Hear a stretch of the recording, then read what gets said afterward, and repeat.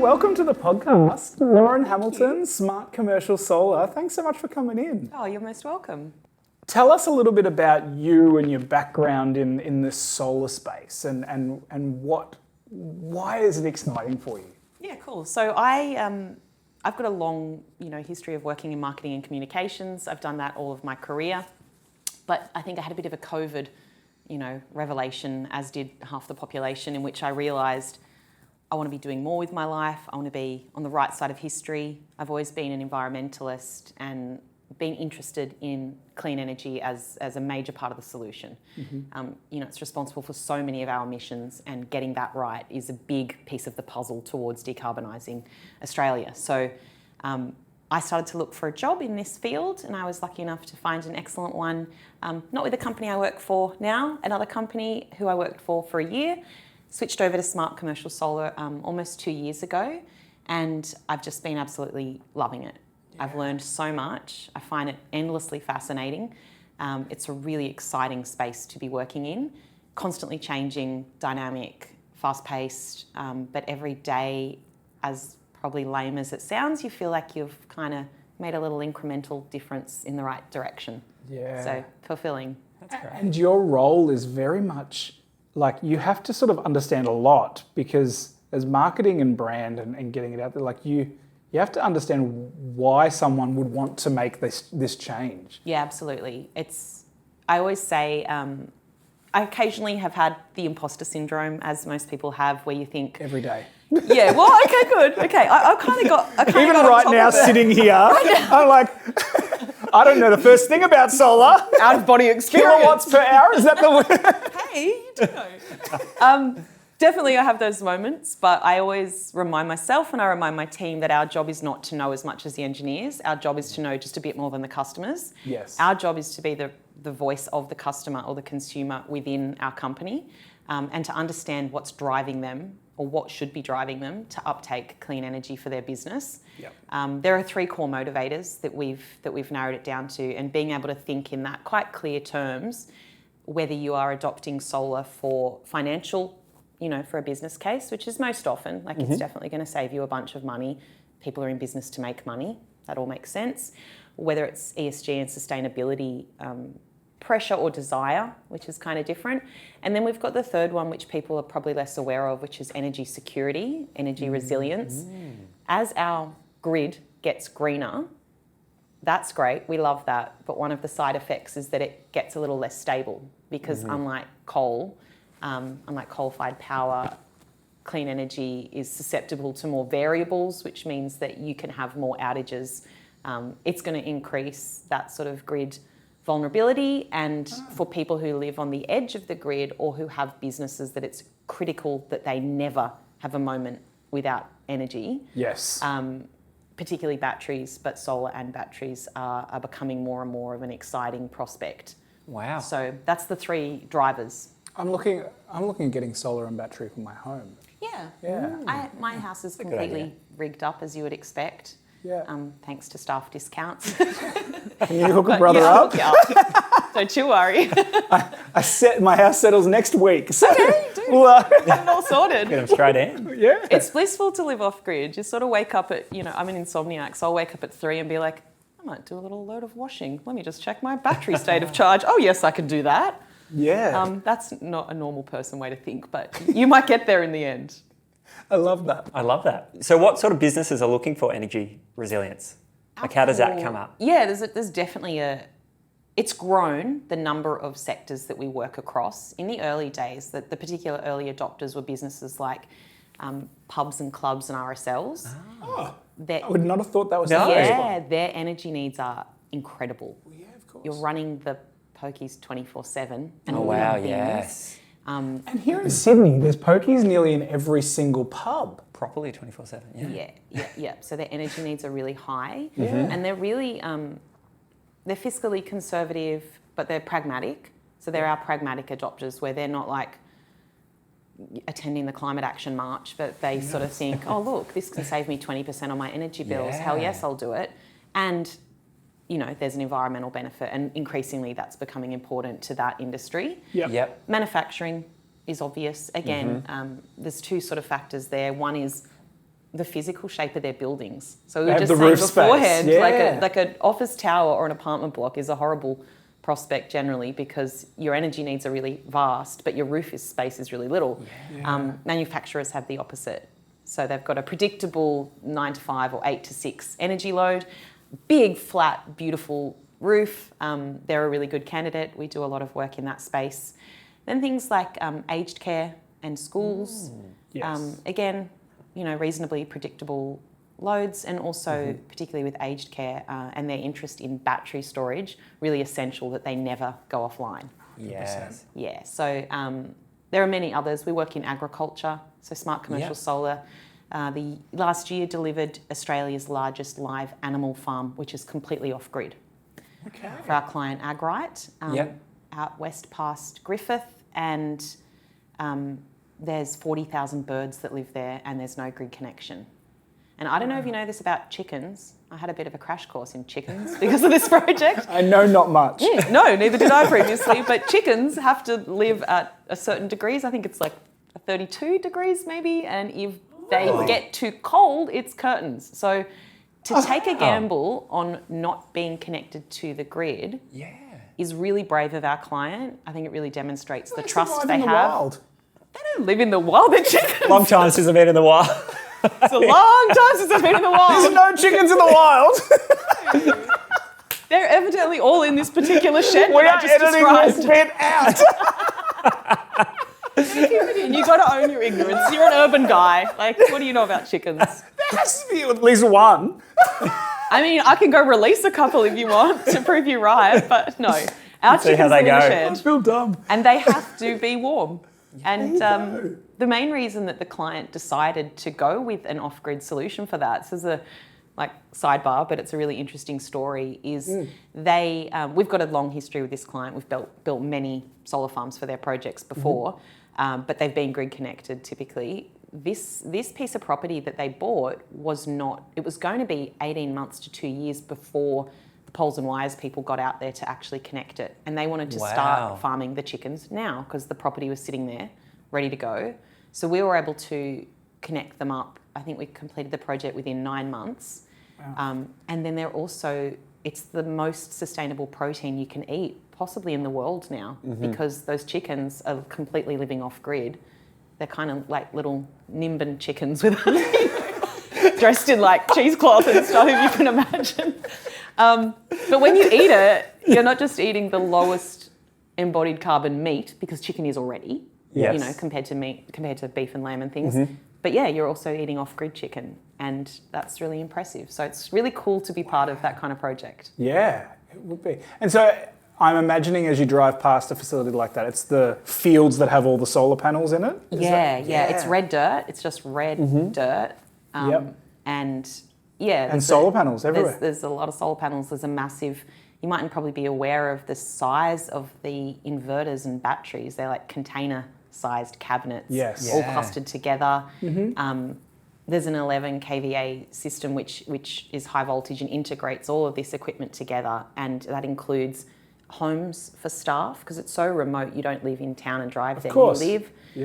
All the processing facilities, all the fridges for the chickens when they pass on to the next world, and everything is all powered by the sun. Wow.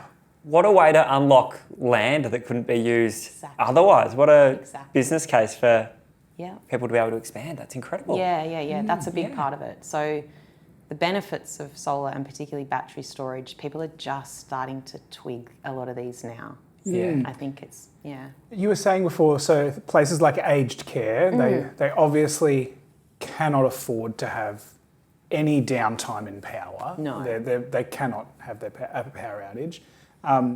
Hospitals would be the same. Are hospitals converting? Some have. Some have. They all run diesel generators, in the basement. But that's environmentally horrible. Yes. Stinks, is noisy, and is really expensive. And I think the other thing, back to the point around energy vulnerability or security, is onshore, Australia has 3 days worth of diesel resources. If we get cut off from importing diesel, you got 3 days worth. We've got 3 days worth. So everyone with a battery lolling at this point, the people with diesel, because you got endless sun. Yes. Yeah. Okay. Batteries seem to be the flavour of the month at the Sorry, moment, I've or the said that flavour of the word year. 400 times since we commenced. It is. But what's happening in the space for them to be so relevant right now? Yeah. There's a couple of different factors. One is, people have become aware that when you do invest in solar, you are only covered during the sunlit hours. Yep. And so, on a micro level, homeowners, business owners want to extend their clean energy use into the evening. Yep. So that's a really simplistic sort of viewpoint. The government is very behind it, and that's evidenced with the cheaper battery rebates, scheme. Yeah. So that was one of the federal government, the Labor government's major election platforms and promises. It actually came out just really quite soon before we all went to the polls, but I think it was powerful, and certainly within the industry we saw the interest in batteries and clean energy as one of the reasons Labor were re-elected versus nuclear and other farcical sort of solutions that may have been presented. Government support, that's a 30% rebate on batteries at the moment, up to 100 kilowatt hour battery, which is a sizable battery. Yeah. So on your house, we're going to put a 12, to give you an idea. Oh. Okay. Yeah, just so you know. Be installed next one. You can see the blank look on my face. Like, is that what I'm getting? Okay, Laura. Yeah. So that covers, that's not your container-sized battery that you have at your chicken farm, but it's big enough for an aged care home, for instance, to make a dent. So government support, it's really essential for the clean energy transition overall. Like, we can't rely on solar. It kind of is quite obvious when you think about it, but we only have energy from solar while the sun is up. Yes. To firm that energy, which means we can deploy it, we can transmit it, we can use it in different places, and it essentially provides that backup and that 24-hour coverage. We need huge battery investment. We need, I think I heard my MD quoted the other day as saying that we need 14 to 20 times the amount of investment we're seeing in batteries at the moment. Wow. As a rough guide, to realistically achieve our clean energy transmission goals. Yeah, wow. So that's why. Yeah, wow. And so those goals you're talking about, tell us a little bit about how that impacts your everyday facilities that are around the commercial space. Yeah. What are those goals that we as a country have? How does that affect everyday business? Yeah, so we're on track for 82% renewables by 2030. That's our net zero target. When I say on track, we're behind.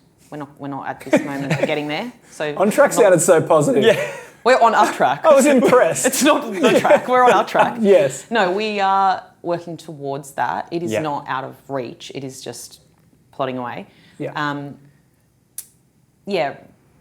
Realistically, everybody knows in this space, facilities managers and anybody else that is responsible for a large commercial building and a company or organisation knows that increased regulation is happening already and only growing. We have the mandatory reporting scheme, which began last year and each year is rolling out to smaller tier businesses. Mm-hmm.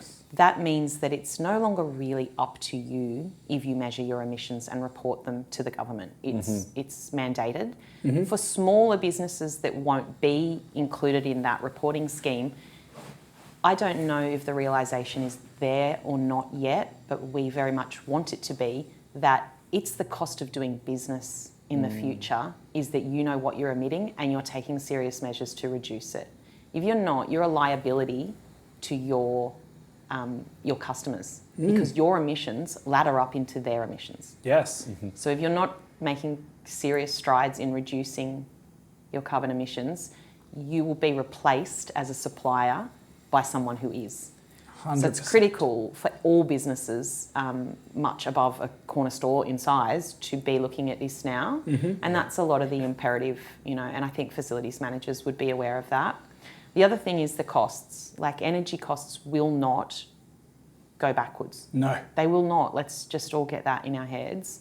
They might, the graph doesn't look like that. The graph kind of looks like that. So every now and then you're like, hey, it's going down. It's a little cheaper. It's going to be a little cheaper for 10 minutes. It's going to go up again. Yes. Just chill. So investing in your own means of generating energy, which simultaneously saves you money and improves your emission outlook and prevents, energy vulnerability, it's such a no-brainer that I get shocked that we're not having the door pounded down every minute by customers. I think that sort of leads me to where I was thinking, like the facility managers aren't the decision makers at the end of the day. Not usually. And they probably would all love to have solar and batteries in their facilities. The decision makers are much higher up. Yep. And probably this is on a list of 100 other things that it's probably way down the list of these things, right? I think that can be and the business problem. objectives. And so how you're selling this ROI to people every single day as a brand and marketing role. So how does a facility manager who wants to sort of spark this change, who cares about this, how do they sell this to those decision makers in their own business? I think the facilities managers are often what we call our champions. Champions, within the organisation. They can be our first point of contact. They might be the ones that reach out for a quote. You're right, it then goes by way of C-suite, Yes, it goes through multiple hoops. Head of operations, a CFO, the CEO, everybody. There might be a board involved. And it is a barrier and a hurdle for our organisation and our whole industry really, is that there are so many decision makers now. They are so risk adverse. Mm-hmm. They are looking to business critical decisions only, core spending. I ask, how is energy not a core spend? Your business cannot function without energy. If you are spending more on energy than you should be, it is the simplest thing in the world to address that. So I think if facility managers are looking to be that champion, sign up to all the webinars and all the things that are free and learn a little bit about it. Yep. Really understand the business case and the ROI, and also understand that from an on-the-ground perspective, it's minimally disruptive installing, especially rooftop solar. Mm-hmm. We do a lot of work with solar car shades, which are solar canopies. I love those. Yeah, I love pulling up under one of those. Centers. Yeah. You get them at a shopping centre. Again, RSLs. We built an incredible one recently in Wollongong for West Illawarra Leagues Club, which is just beautiful. They're really aesthetic. Yep. We are building our second one at AstraZeneca at the moment in their Macquarie Park headquarters. So these are, instead of shade, sailcloth, essentially. Yep. Yes. You're replacing that material with solar panels, so it's generating as well as sheltering, as well as improving the aesthetics of the building. You have your EVs integrated, you have your lighting and your security integrated. It's a facility manager dream. Like, they're beautiful and they're all digitally, dashboarded. I think the key thing is to be aware that the disruption is minimal. If you work with a professional outfit, it will be installed in a relatively short and painless period. The information that you have afterwards to track and monitor your energy and your outcomes is incredible, and probably way in excess of what most people would imagine. Yeah. And then again, that business case and that the two other motivators that I mentioned. So just skilling up on that, because it's complex stuff. Like, oh my God, I didn't know anything 3 years ago, and my brain nearly exploded with trying to cram all this in. You don't need to know that much, but you need to know the why and have a really good handle on how it will benefit the business that you work for going forward. It's a great project to champion. Yeah. It has so many benefits for the business. And if you do a big and sexy enough solar project, we'll come and do a ribbon cutting ceremony. Oh. And who doesn't love a ribbon cutting? I love ribbon. Get one of those. I like a big pair of scissors. Yeah. I've never got to wield them. I'm merely the hander of the scissors. But, one day, dreams. Wow. So if you were coaching then a facility manager, they're like, I love the sound of this. This is something I want to take forward to my stakeholders. How would you coach them on how to prioritise what to show? Do you lead with cost first? Do you lead with resilience first? Yeah, every business is different. And those three factors are almost always present, those objectives. We just simply, I often speak to my sales colleagues about this. It's a matter of ranking them. Yeah. Nobody's like, I want to save money and I hate the environment. Nobody's like, I want to do the right thing and I'm not interested in saving 30%. It's just not like that. Like, all three of them are brilliant business benefits. Yeah. The one I didn't even really mention is brand, and that's stupid because that's my thing. But the value to the brand of being publicly perceived as doing the right thing is really strong. It's really valuable. So further stakeholders are, brought into the picture there. Yeah. But those factors will always be present. They just slide up and down in a scale, and you've got to know within your own business what's going to get people excited. Yeah. Is it that cost saving, and how far can we push the envelope on that? And those sort of financial metrics. Is it the payback period? Your IRR, like what do they want to see, and how good can we make them look? So a company like Smart have internal data analysts who, the team's called Solutions, who literally get all of your energy data and really neatly and really accurately profile what the solution we present is going to do to your bottom line. That's it's so not like good. you're going to save some money. You're We're giving going to tell you down to accurate- 48 cents what are you going to save. Wow. And what your emissions are going to be reduced by. And so on average, what is that payoff period? Is there an average? Yeah. Can you average it? You typically save 20 to 40% with solar alone. Yep. Depending on system cost and other variable things related to the installation and other trimmings, you're going to pay that back within 3 to 4 years, sometimes less. We had someone recently tell us that it was 2.8 years I think they'd paid off. Wow. You see a variety, really. Yep. The batteries have come down in price, the other reason we're talking about them the whole time. So obviously if you add one of those in, you'll be saving more each month, but the expense of the equipment is factored in. So that number's a little bit higher. The other thing with batteries that drives the cost down is that you can play the energy market with them now in a buy low, sell high situation. So I even do that in my little house. You're creating energy, you're generating energy during the day, and then you release it back to the grid from your battery at the time when energy is most expensive. Yeah. And then you make money. Yeah. So if you imagine that you can do that as a business on a large scale, if you don't need to keep it in reserve because you're running an aged care home, if you're able to save that energy and then sell it back to the grid at the highest point, you can dramatically improve your payback period through that as well. Why aren't you guys getting phone calls all the time? I don't know. What's wrong with you people all? It doesn't, like 3 to 4 years, sounds like a smart investment, right? Yeah, I think that there's a couple of things. One of them is this lack of clarity around who owns this kind of investment within a business. Yeah. If you've got an ESG lead and they're gung-ho for it, it's easier because it's their thing. If you've got a variety of people that could kind of hold the bag, but no one's quite sure who's driving it, this is often the case. So if you have something like an energy procurement lead, you're halfway there because they're understanding, the knowledge is great, and they can see how it's going to impact the business positively. So it can be a lack of a champion, lack of leadership, but really it's the unwillingness to spend and the risk adversity at the moment. Who are you seeing were like the early adopters, and who are you seeing like they're the laggers, they're not? Like, is there clear industries that are lagging in this area? No, yeah. Call them out. Drag them down. We love you all of our customers. No, not really. It's honestly varied. Every month we sit with sales and we look at what's coming in, and we look at who's responding to our marketing initiatives, and it's really wildly varied. Great. So yeah. That's good news. As I say, early adopters, to be honest, I'm surprised at the uptake of agriculture not being higher than it is. Yeah. I've heard some stories because Smart is the solar and storage supplier of choice for the New South Wales Farmers Association. So I'm exposed to a lot of anecdotes, and an example is a farmer that told me that he paid $5,000 for shearers to come to shear his sheep one day, and then he had a blackout and he still had to pay them in full, but his sheep didn't get shorn.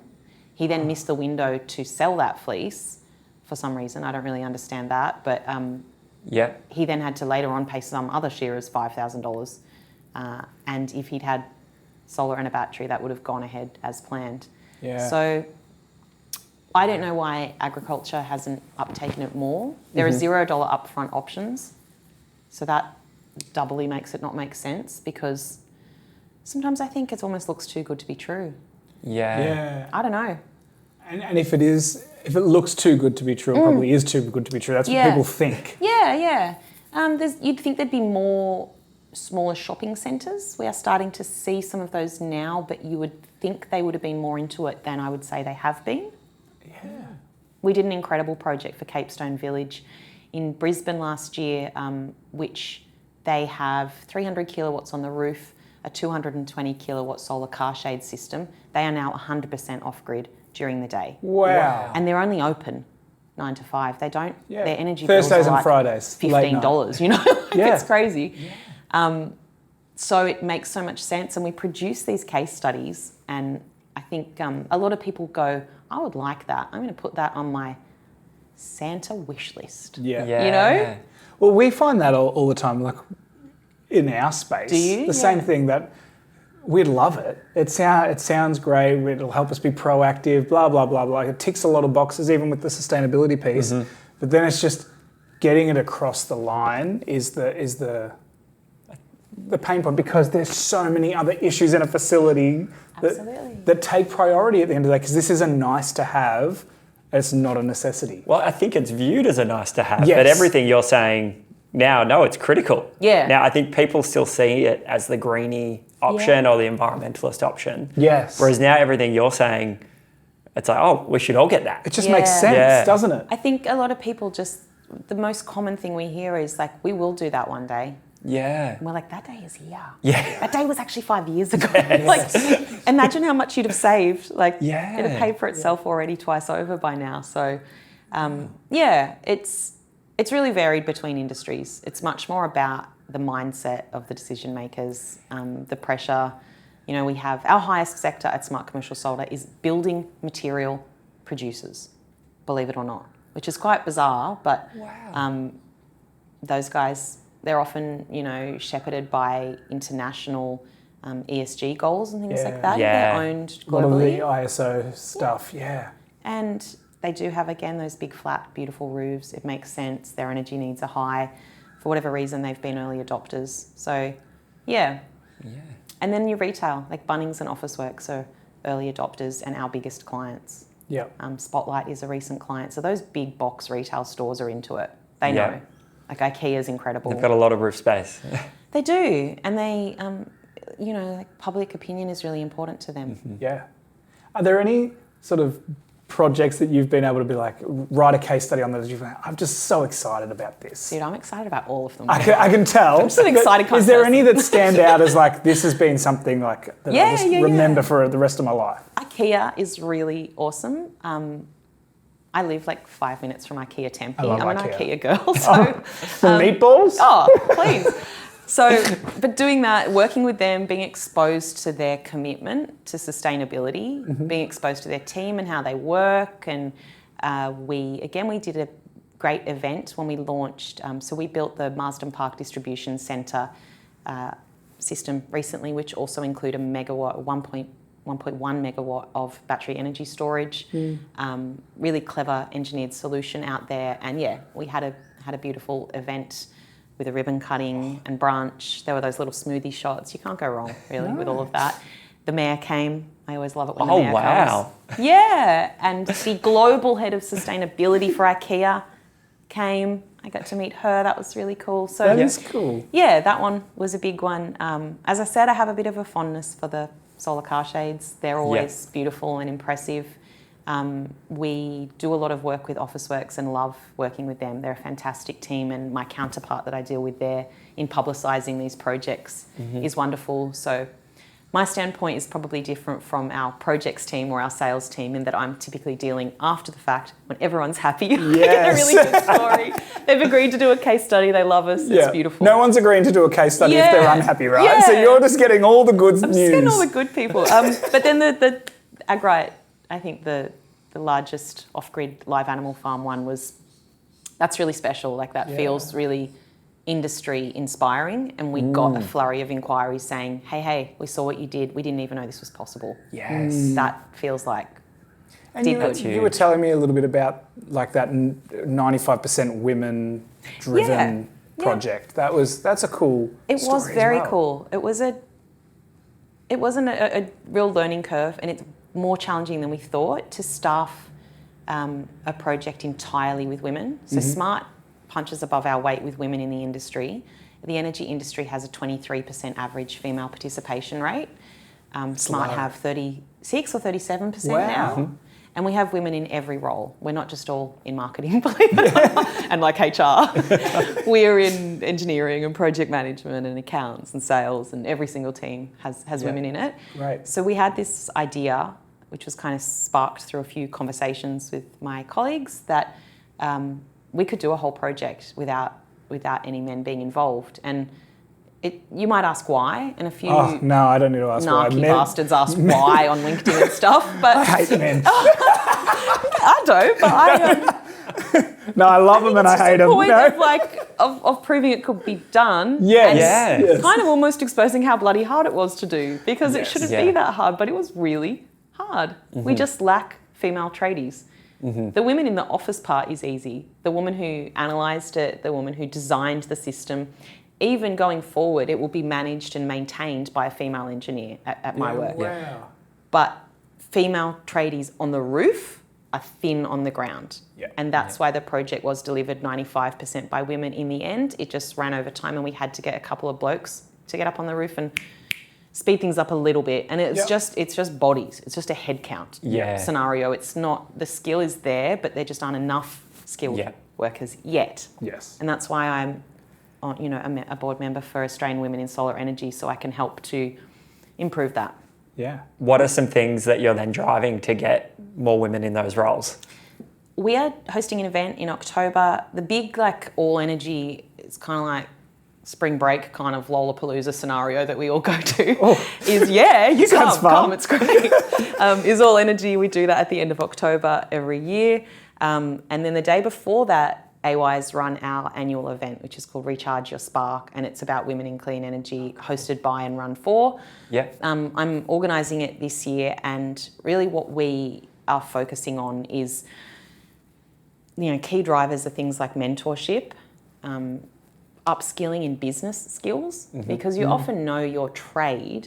In this case, it's electrical or electrical aligned, but knowing business skills, like growing a business and integrating sort of AI and things like that, mentoring, networking, how do you actually do that side of things, finance, taxation, those skills are valuable, and that goes the same for any... And you don't learn those in any industry when you're studying. You don't learn the critical business or leadership You learn lessons. what you need to know. Yes. And it is learn the theory. Yeah, it's a permanent kind of bugbear of mine and a soapbox, so don't stop me if you need to, but... Marketing is perceived as a low skill thing, and I can't tell you how many times people have been like, I'm not going to pay for marketing. The boss's wife is great on Facebook, she's just going to do it. And I'm like, okay, wowzers. I'm so glad I did those 2 degrees. That was really good, because your boss's wife with Facebook skills can just do my job, evidently. And unfortunately, this is the case with small businesses. There's no strategy. There's no thinking about how you're going to grow the business, or how sales and marketing will be aligned, or what your brand says and how you're going to grow it. So I think business skills is key.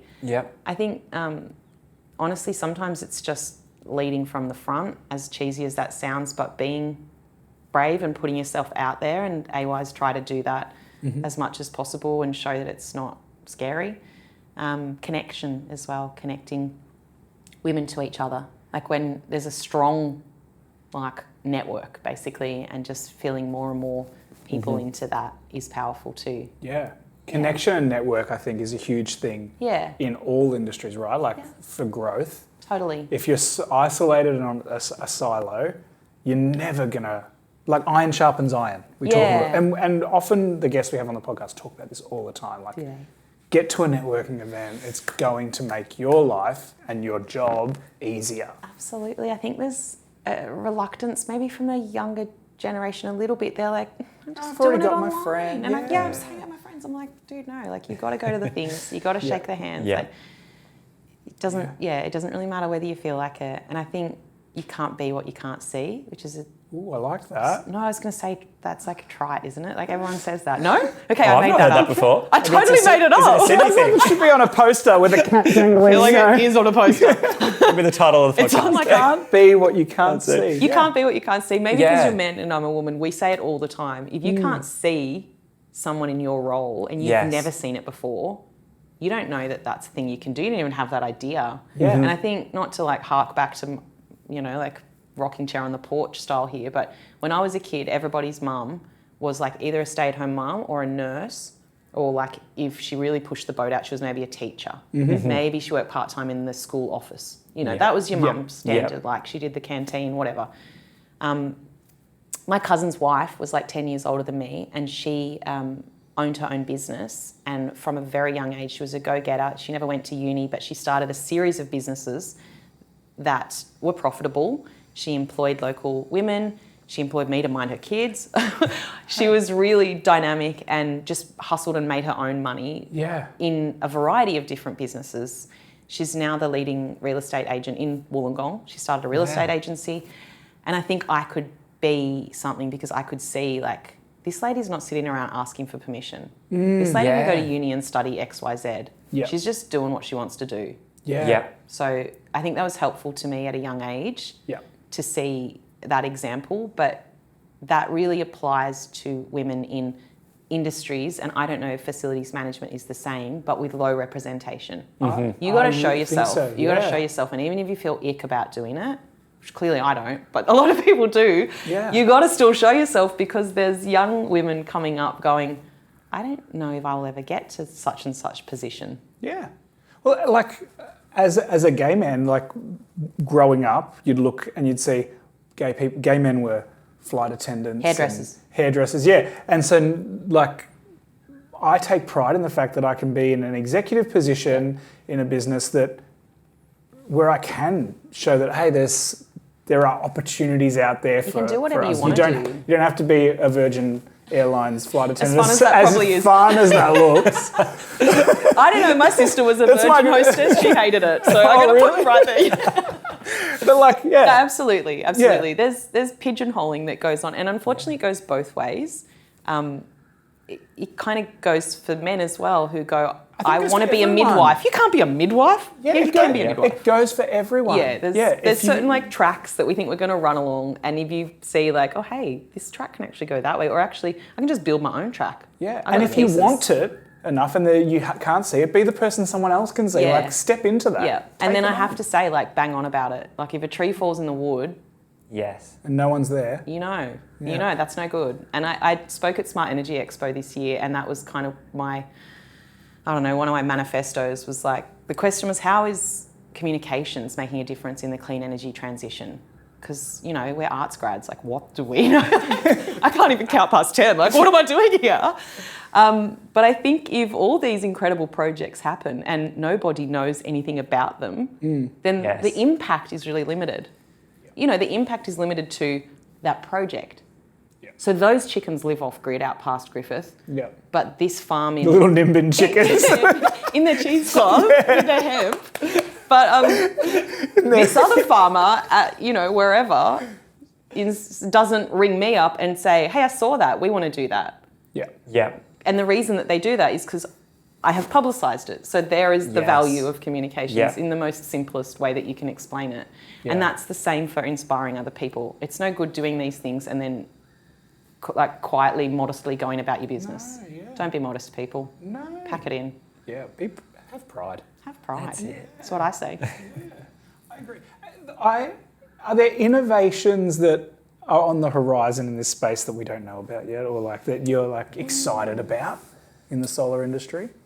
I've kind of touched on them a little bit. Most of the innovations, there's been innovations. Like I didn't know about the car shades. Oh, okay. I've seen them and just didn't put two and two together, but I was like, that's great. Yeah, the innovation is happening in that space. It's largely around prefabrication and modular. So everything's built. We partner with a company who, you know, manufacture the whole system like a giant Meccano kit in the Southern Highlands and then truck it to site. And then, for instance, for our client Woolworths recently, they built the whole thing in one night. Wow. Oh my gosh. Because it's like it's Meccano. Ready to go. It's so zero disruption. I loved because Meccano Woolworths were like, growing up. Did you? I wasn't allowed to play it, I was a girl. I was forced to play it. You keep saying, I hated Meccano, I had to do Meccano. No, but I did love it. You okay, well that's cool. You can love it too. Fun. You can love it too. that's, I think prefab anything is a blanket trend across construction, so you building it on off-site, bringing it, popping it together, minimal disruption, minimal safety risk is all reduced. Yep. There's so many sort of benefits there. A lot of innovation around batteries and the use of batteries. So again, the thinking around batteries and the way that batteries can operate has changed dramatically. We partner with a company called PowerSync who we offer a package now which is the physical battery, but also financing of the battery as needed so it can be $0 upfront. Also, the particular piece of equipment that's required to make your battery a smart battery, which means it can play the energy markets, and then the AI-enabled monitoring of that so that you are buying low, selling high. And then ongoing maintenance. So all of that being packaged in one $0 upfront, that's a big innovation in this space. Yeah. And just that thinking around batteries, not just doing the basic stuff that we discussed earlier, a lot in there. In terms of panels, the pace of innovation has slowed a little in recent years because it was, like this. Yeah. And it's still increasing. It's around the production capacity, the output of particular panels. That has increased. There are aesthetic improvements. So for businesses that want to maintain a certain aesthetic, there are sort of lineless, black, streamlined, very beautiful. They almost look like black glass panels. And then there's building integrated PV, which is things like pavers that are solar-powered pavers that literally you walk on. You walk on them. Are they being used yet, or are they on the horizon? I don't know that there are projects in Australia yet. There are projects globally. Wow. There's we've done 2 building integrated PV projects, one for North Sydney Coal Loader and one for St Andrew's Cathedral in the CBD. You can go wander over there and have a look. Please do. Don't touch them. Look only. No, they look like glass. They roof the atrium there at the cathedral and they just look like glass, but they're PV, they're photovoltaic, they're generating energy. So there's cladding that can generate energy now, like solar cladding. Again, the use of that is tall, skinny, the skyscrapers that we were talking about before. It's hard. You can clad the outside as well as the roof. So that's an exciting thing. Those are niche products, though. You're not going to get the big, hard work of decarbonisation done by those products. No. Yep. They're expensive. Yep. They're not your everyday kind of thing, but there's a need for them in some situations. You've got to be very sustainability driven to reach for that. Yes. But I would say, there's a constant innovation sort of thing going on. These days, it's really more about how do we prove the business case and how do we, minimise that risk to customers, and we have to think cleverly in that space rather than necessarily with hardware. Speaking of risk, I might sound like my grandparents right now, or like a boomer or a doomsdayer or a conspiracy theorist, because I don't know anything. No, so treat me like an idiot. Okay. Batteries. Risk of you put them in your basement, they're going to blow up the building. Tell me about that. Because I'm sure there's some C-suite people out there who think they do. Do they think it? Yeah. Okay, so I'm not. We get I'm asked not that crazy. question for sure. No, we so get asked that there's question. risk there. There's how risk. do we speak against that risk to educate? The risk, the risk has been addressed on several fronts, I guess. The manufacturers themselves have gone to great lengths to reduce the risk of fire with batteries. The battery cells are installed within fireproof cabinets, and they really are quite incredible. We receive a lot of marketing collateral and videos to upskill and learn more about particular types of batteries, and they are amazing now. Okay. So they've heard that fear and they've gone to the ends of the earth to mitigate it. Well, That's makes fine. it. They need to. They have to. Otherwise, they won't sell their product, right? But it is quite staggering, how fire, nothing's fireproof, but how much that risk has been reduced through technology. Yes. It's where you install the battery. So the basement is typically not the candidate. It's almost always outside. It's almost always on the side of the building or next to the building. There'll be a little shelter built for it, or there's an eaves overhang is a typical situation. At IKEA, the battery has its own little housey kind of thing in the car park. So you don't have them yeah, there. And then I think the other question is think about where your diesel generator is. That's a fire risk. And we've been living with that for a long time. Yeah. So think about that in the context as well. But yeah, great thought and effort has gone into reducing that risk as far as possible because we are aware of it as an industry. Thank you so much for coming on. Thank you. If facility manager out there wants to get in contact with you, what's the best way to do it? My email is about 17 metres long, so probably we'll tag you in some things, but just smartcommercialsolar.com.au. There's many and varied landing pages. If you fill out the contact us form, someone will respond to you within a day. Reach out to me on LinkedIn. I am on LinkedIn. I am not the person that will answer your questions, but I will give you to the person that will answer your questions. Yeah. I think we offer a free energy analysis for Facilities Managers of Australia members. Yep. We love the FMA. They always get a shout out on this podcast. They'll be happy to hear you say that. That's really wonderful to deal with. We love them. Yeah, that's like worth $1,200. So I expect a stampede of people sending me their energy bills. Again, don't send it to me. Send it to someone else. No. Another reason to be an FMA member. Yeah, please. You get those numbers and then you can decide what to do with them. You might go, hell yeah, we're doing this. We're going to do it next year. You might say, proceed. You might say, I don't care about this and throw it in your desk drawer. It's up to you, but you should get that analysis done so that you have the information. Yep. And as I say, as an FMA member, it doesn't cost you anything. So why not do it? Why the heck not? Yeah. The main reason I think is people are like, I don't know where our energy bills are. I'm like, someone knows, find them. Yeah. Well, thank you so much for coming on. Yeah, It's been great. It's been fun.